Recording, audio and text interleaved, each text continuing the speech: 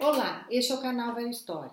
Hoje eu tenho a honra de entrevistar Adair Cavalhais Júnior, professor do Centro Pedagógico da Universidade Federal de Minas Gerais e doutor em História pelo UFMG. Adair foi um dos primeiros autores na Velha História, pois ele escreveu um artigo na revista número 1 de 1985, intitulado O que seria do Barão Vermelho se não fosse o Oswald? Depois, em 97, já como professor do Centro Pedagógico, ele publicou A Modernidade e a Pintura de Paul Cézanne. E é sobre esses dois artigos que nós vamos conversar hoje. Adair, super obrigada por conceder a entrevista. Eu que agradeço, Felipe. Bom, seu primeiro artigo, publicado em 85, O que seria do Barão se não fosse o Oswald, ele tem um aspecto pioneiro, é um artigo pequeno, publicado por um aluno de graduação, mas eu acho que você foi pioneiro em dois pontos. Em primeiro lugar, trabalhando com os grupos de rock ali dos anos 80, você traz uma visão diferente da cultura, né, sem cobrar uma postura política imediata. Você consegue entrever e demonstrar na ação desses grupos como que uma cultura de massa tinha sentidos políticos construídos numa vertente cultural variada ali. E você também, além de mostrar a politização desses grupos de rock nos anos 80, você abre uma senda de discussão que é questionar a exigência do nacional e mostrar como a cultura num mundo interligado não pode ser cobrada pelos padrões nacionalistas. Eu queria que você falasse um pouco do surgimento desse artigo, desses pontos aí. Então, esse artigo é de um rapaz, né, de 24 anos, que a gente estava estudando no momento de diretas já, pouco depois das diretas já, né, saindo de um regime ditatorial. E existia uma discussão política muito forte entre a gente, movimento estudantil, etc. E a discussão era sempre permeada por a necessidade de sermos politizados. Só que essa politização era muito pré-determinada. Ou seja, se você não fizer dessa forma, você não é politizado. A gente discutia muito sobre isso, né? Eu era chamado de porra louca, porque segundo o padrão da politização, eu não era politizado, né? E esse grupo, especialmente esse grupo, se você pega e ouve o Barão Vermelho naquela época, não tinha nada de politizado, se fosse desse ponto de vista mais padronizado. Então a minha ideia era um pouco discutir isso, quer dizer, primeiro, o que é politização? Quer dizer, no mundo em que as coisas estão o tempo inteiro interligadas, e hoje isso ainda é mais intenso, né? No mundo em que as coisas estão inteiramente interligadas, a politização é o quê? Você falar de partido? Você falar do governo? Você falar do Congresso? Ou você falar de corpo? Ou você falar de gênero? Também não é politização? Acho que a ideia um pouco era essa, sabe? A gente discutia muito isso pelos corredores, nas reuniões intermináveis de movimento estudantil. E isso tem muito a ver com a discussão que a contracultura colocou um pouco antes, né? Algumas décadas antes, né?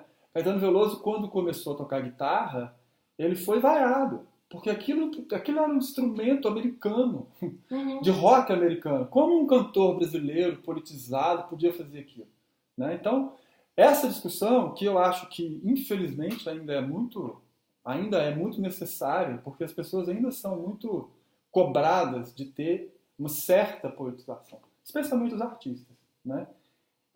Ou você faz uma arte alienada, entre aspas, ou você faz uma arte engajada, como se, no meu entender, arte é arte. Tem que ser nem engajada nem alienada, é arte. E a politização dessa arte, quase sempre, quem descobre é o leitor, o ouvinte, né? O espectador. Aí que está a politização, nessa relação entre eles. Entre o usufruto, sim. Né? Sim, porque o autor pode dizer uma coisa, e isso, qualquer artista pode dizer uma coisa, como quase sempre acontece, e ser ouvido de outra forma, não é? Quer dizer, o cantor pode cantar uma coisa e ser ouvido de outra forma. Então, assim, na verdade, a comunicação que se dá entre a arte não é o que diz o autor. é o que é possível ler com os seus interesses, não é? Os seus questionamentos, os seus valores, cada um vai ler diferente. Então, como é que eu posso cobrar de uma pessoa uma certa politização, se a politização, na verdade, vai se dar na comunicação? E o Oswald nisso? Então, o Oswald também era muito cobrado com relação a isso, porque ele tinha a poesia dele, principalmente a poesia, que foi o que eu conhecia mais, era muito anárquica, no sentido um pouco pejorativo, que as pessoas diziam, mas isso aí, como assim, uma poesia de 3 versos, e você falando de coisas que não tem nada a ver com política, mas a poesia do Oswald era extremamente politizada, sabe? Se você pega depois os concretistas, o que eles fazem, e eles falam isso, o que nós estamos fazendo, é o que o Oswald fazia lá pioneiramente. E você vai dizer que a poesia concreta não é politizada? Claro, ela não fala de partido, mas isso é politização? O Oswald era muito cobrado com relação a isso. O movimento modernista da década de 20 e 30, ele racha, inclusive, um dos motivos era esse, que dá no movimento do Plínio Salgado, né? Que inclusive desemboca no fascismo, né? E no movimento mais à esquerda, vamos dizer assim. Uma das questões era esse nacionalismo. Eu acho que isso tem muito a ver com os países colonizados. Quer dizer, quando você buscar a própria identidade, que é uma coisa importante, ninguém nega isso, é simplesmente buscar as raízes, vamos dizer assim. Essência nacional. Os índios, os negros. Gente, mas a gente é misturado. O Oswald dizia exatamente assim, a gente é misturado, a gente é uma bagunça. A gente é uma confusão. É ou não é? Você vê uma confusão, é negro, é azul, você tem olho azul. Eu tenho uma aluna que é uma índia. Então, e ele dizia isso, gente, vamos, sabe? O pau-brasil, na verdade, digamos assim, o manifesto pau-brasil é a busca dessa coisa, mas ele está lá tudo misturado. Quando ele fala que os índios deglutiram o Frei, né? O Sardinha. O Sardinha. Então, assim, ele também foi cobrado por isso. Na verdade, isso acontece na história da arte, não só brasileira, como sempre. Os artistas são muito cobrados a ter uma postura explicitamente política, como se política fosse só uma coisa. Só aquela coisa. E o artigo, que é um artigo pequeno, na verdade tem, como foi escrito por um rapaz, ele tem uma irreverência, né? Sim. E acabou sendo um artigo que coloca questões pioneiras. Porque cobravam da gente seriedade, como se para fazer política a gente tivesse que ser sério, você não pode fazer piada e tal. E aí, como a gente... Eu vinha do movimento estudantil fora da UFMG, que era um movimento muito sério, muito chato, aquelas reuniões intermináveis. Eu estava um pouco já cansado disso. Aí eu falei, então você é mais irreverente possível. Pregava no mural. Não sei se você lembra, porque você é contemporâneo disso, né? Nós somos colegas. Nós somos colegas. A gente colocou um mural assim na parede de papel e as pessoas vinham e pregavam o que quisessem. Aí eu fui uma vez, coloquei uma letra do Beto Guedes, da música do Beto Guedes. Meu Deus do céu, eu fui execrado pelos corredores. Que absurdo, não sei. Gente, mas assim... Então a irreverência, que o Oswald também era, muito irreverente, e o Barão Vermelho também, né?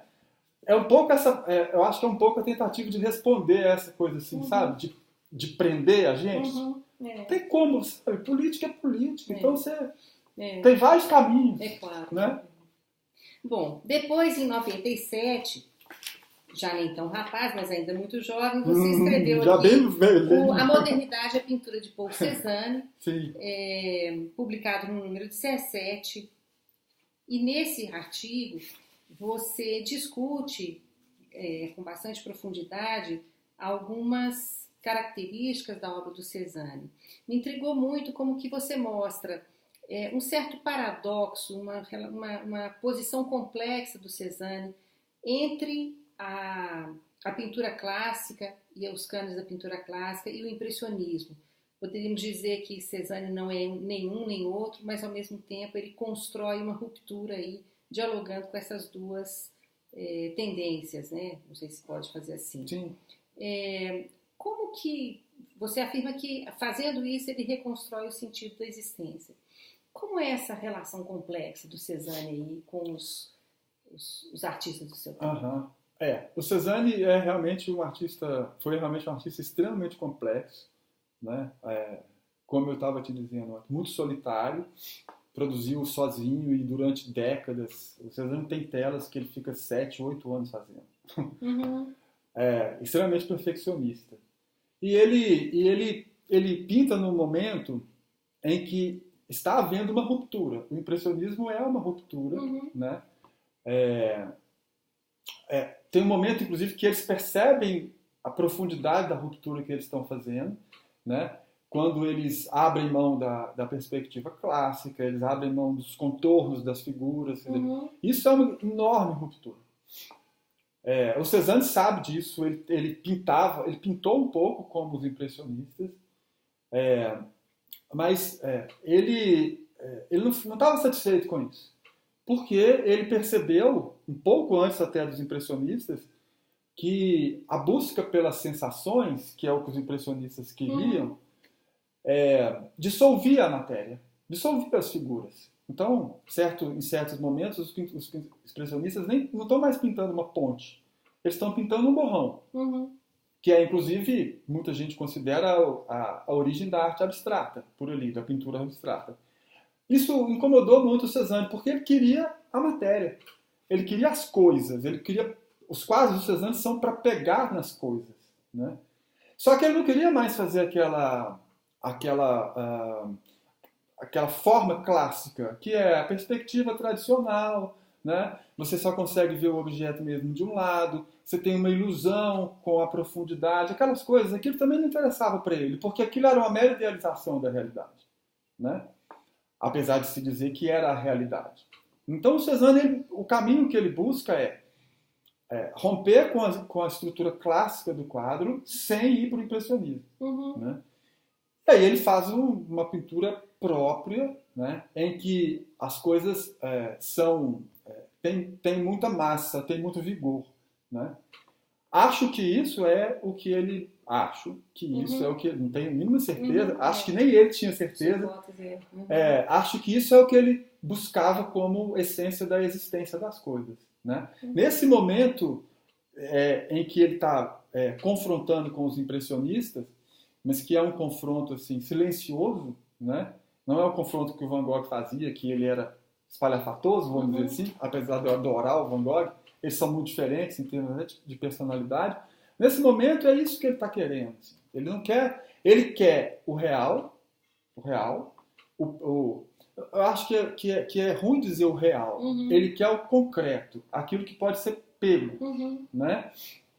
Ele não quer uma maçã que está esvoaçando pelas cores. Ele quer a maçã.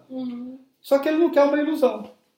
Ele não quer uma ilusão clássica, porque no fundo o pintor também faz uma ilusão. Tem uma hora que você fala que ele quer, na verdade, essa interdependência entre a obra e o mundo. Né? Sim. Ele quer o mundo, né? O Cezanne, eu acho que o Van Gogh talvez não tivesse tido essa consciência, mas o Cezanne teve. O Cezanne teve uma consciência muito clara de que a pintura não era o real. Esse é o rompimento. A pintura não é o real. Os clássicos, até o realismo, a pintura é o real. A pintura não é o real.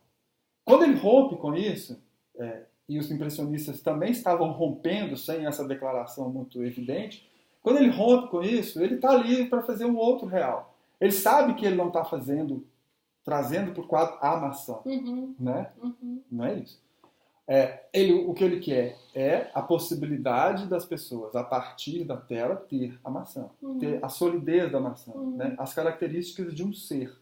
Por isso foi muito fácil, entre aspas, fazer uma dissertação na filosofia sobre o Cezanne. Porque o tempo inteiro o que ele está discutindo é o ser. São as questões que envolvem a filosofia do ser. Né? O Van Gogh também. Só que muito atabalhoadamente, com problemas pessoais muito sérios, né? Problemas de sobrevivência que o Cezanne, infelizmente, não tinha. Então, para ele ficou um pouco mais simples refletir sobre essas coisas. Pois é. Os 2 artigos de Adair Carvalhais Júnior estão disponíveis no varhistoria.org. Acesse nosso site para ter acesso gratuito aos artigos. Adair, muito obrigada pela entrevista. Eu que agradeço. Né? E você continue assistindo o nosso canal.